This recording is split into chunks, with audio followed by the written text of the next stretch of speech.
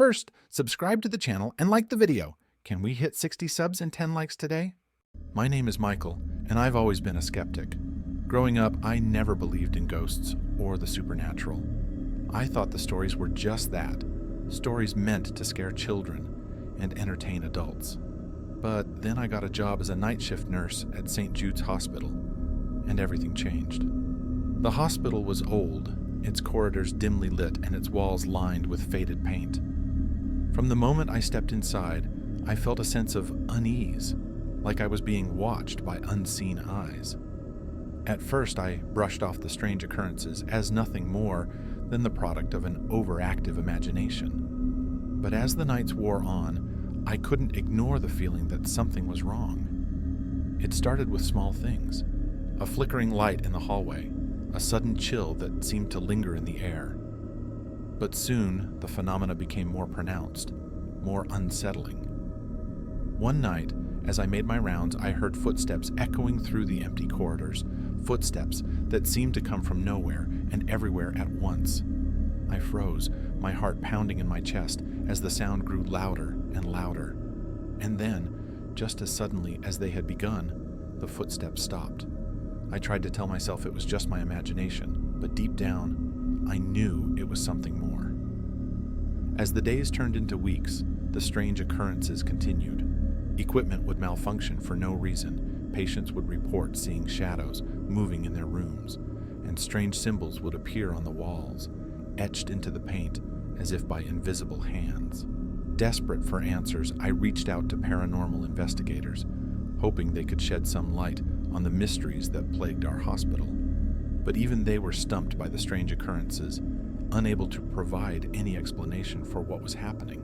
As the activity in St. Jude's Hospital escalated, I felt like a prisoner in my own workplace, trapped by forces beyond my understanding. I tried to leave, to escape the horrors that lurked within its walls, but something seemed to be holding me back, a feeling of dread that clung to me like a second skin.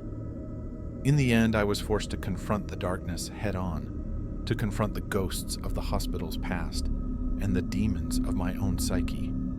And as I stood in the empty corridors, bathed in the pale light of the moon, I knew that I would never be the same again. My name is Jake, and I've always been fascinated by the experiments conducted at Blackwood Medical Research Facility. So when I was offered the chance to participate in a groundbreaking study, I jumped at the opportunity. But as the days turned into weeks, I began to notice strange changes in my body. Changes that filled me with a sense of unease. My skin grew pale and clammy, my eyes sunken and hollow. And then, one night, while wandering the facility's deserted corridors, I stumbled upon a hidden laboratory filled with strange machines and equipment unlike anything I had ever seen before. As I approached, a sense of dread washed over me, and I knew that something was terribly wrong. And then, without warning, the machine sprang to life, enveloping me in a blinding light. When I emerged, I was no longer myself.